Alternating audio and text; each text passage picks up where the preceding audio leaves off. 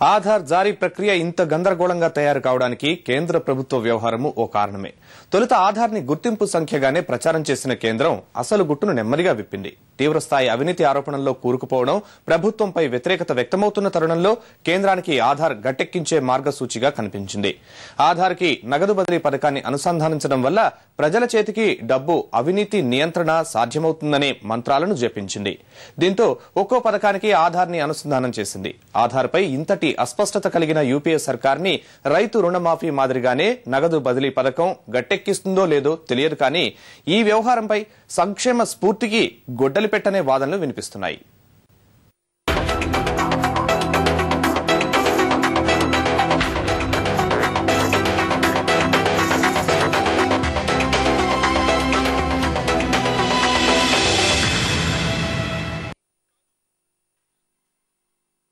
నగదు బదిలీ పథకం యూపీఏ కలల ప్రాజెక్ట్.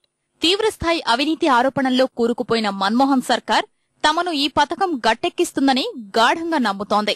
ఒకే దెబ్బకు రెండు పిట్టలంటూ ఈ పథకం ద్వారా పేదరికం, అవినీతిని లక్ష్యంగా చేసుకున్నామని యూపీఏ సర్కార్ చెబుతోంది.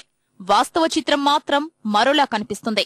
సంస్కరణలకు కొత్త అర్థం చెప్పిన మన్మోహన్ సర్కార్ నగదు బదిలీని ముందుకు తెచ్చి ప్రజల జీవితాలతో జూదమాడుతోందనే వాదనలు వినిపిస్తున్నాయి.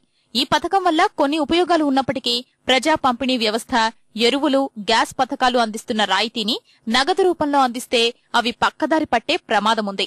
ఈ అనుమానాలకు మేధావుల నుంచి సాక్షాత్తు కేంద్ర మంత్రుల వరకు వ్యక్తం చేస్తున్నారు. ఈ సందేహాలకు ప్రధాని మన్మోహన్ సింగ్ ఇప్పటి వరకు సమాధానమివ్వలేదు. నగదు బదిలీపైనే కాదు, ఆధార్ పైన కేంద్రానికి స్పష్టత లేదు. నందన్ నీలేకని నేతృత్వంలో ఈ కార్యక్రమాన్ని రూపొందించినప్పటికీ అమెరికా తరహాలో ప్రతి పౌరుడికి ఓ గుర్తింపు సంఖ్య ఉండాలనే ఉద్దేశంతోనే ముందుకు సాగుతున్నామని వివరించారు. తొలుత దేశవ్యాప్తంగా 10 కోట్ల మందికి ఆధార్ ఇవ్వాలని నిర్ణయించగా ఆ తరువాత సంఖ్యను 20 కోట్లకు పెంచారు. గుర్తింపు సంఖ్య స్థానంలో రాయితీ పథకాలు, గ్యాస్ సిలిండర్లు ఇలా అన్నింటికీ ఆధారే ఆధారమంటూ ఇష్టానుసార నిర్ణయాలు తీసుకున్నారు. అస్పష్టతలు, అనుమానాలు, క్షేత్రస్థాయి పరిస్థితులు ఎలా ఉన్నప్పటికీ నగదు బదిలీ పథకాన్ని కేంద్రం జపిస్తోంది.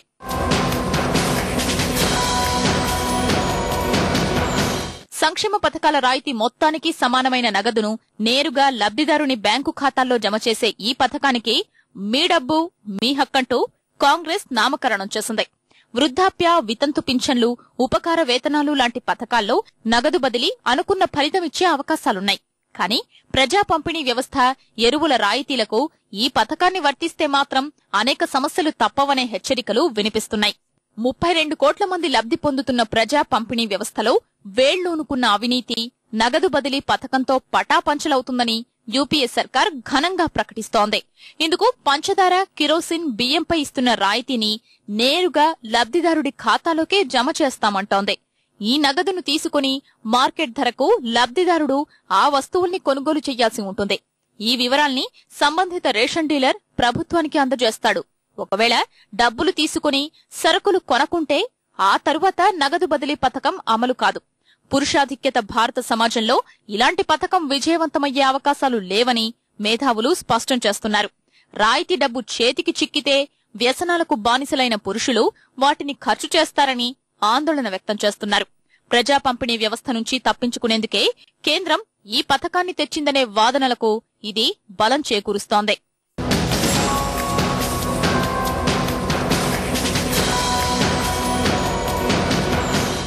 మరో కోణంలో చూస్తే ప్రభుత్వ లెక్కల ప్రకారం దేశంలో రోజుకు 60 రూపాయలు కూడా సంపాదించని కుటుంబాలు కోట్లల్లో ఉన్నాయి.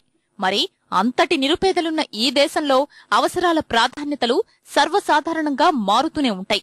డబ్బులిస్తాం, సరుకులు కొనమని ప్రభుత్వమంటే ఆ నగదు అందుకే వినియోగించే అవకాశాలు తక్కువే అనేది వాస్తవం. ఈ విషయాన్ని ప్రభుత్వాధినేతలు గుర్తించకుంటే మాత్రం మునుముందు సంక్షోభం తప్పదు. నగదు బదిలీ పథకం వల్ల వ్యవసాయ రంగం దెబ్బతినే అవకాశం ఉంది. ఇప్పటి వరకు ఎరువుల మీద రాయితీని కేంద్రమే భరిస్తోంది. నగదు బదిలీ పథకం ఆచరణలోకొస్తే ఆ రాయితీ రైతు ఖాతాల్లోకి వెళ్తుంది.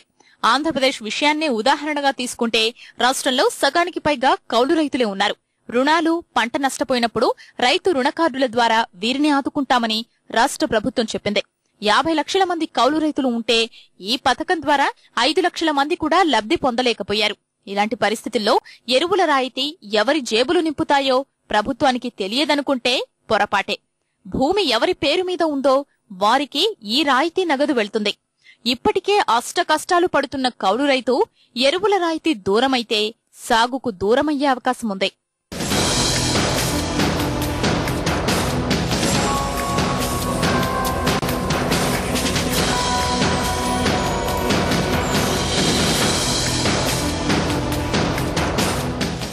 నగదు బదిలీ పథకం, ప్రజా పంపిణీ వ్యవస్థ, ఎరువుల రాయితీ తదితర పథకాలకు వర్తింపజేస్తే ఆహార సంక్షోభం తప్పదని నిపుణులు హెచ్చరిస్తున్నారు. ఎరువుల రాయితీ కౌలు రైతుకు దక్కకుంటే సాగు విస్తీర్ణం తగ్గి ఉత్పత్తిపై ప్రభావం చూపుతుంది. ఇక ధాన్యం సేకరణ, రైతులకు చెల్లించే మద్దతు ధర ప్రజా పంపిణీలో ఇమిడి ఉంది. ప్రజా పంపిణీలో ఆహార ధాన్యాలు లేకపోతే ప్రభుత్వ సేకరణ తగ్గుతుంది. అప్పుడు రైతు మార్కెట్ శక్తుల దయాదాక్షిణ్యాల మీద ఆధారపడాల్సి వస్తుంది. ఈ పరిస్థితి రైతుకు న్యాయం చెయ్యకపోగా ఆహార వ్యయాన్ని పెంచుతుంది. మొత్తంగా చూస్తే నగదు బదిలీ ఆహార సంక్షోభాన్ని తీసుకొచ్చే ప్రమాదం కనిపిస్తోంది.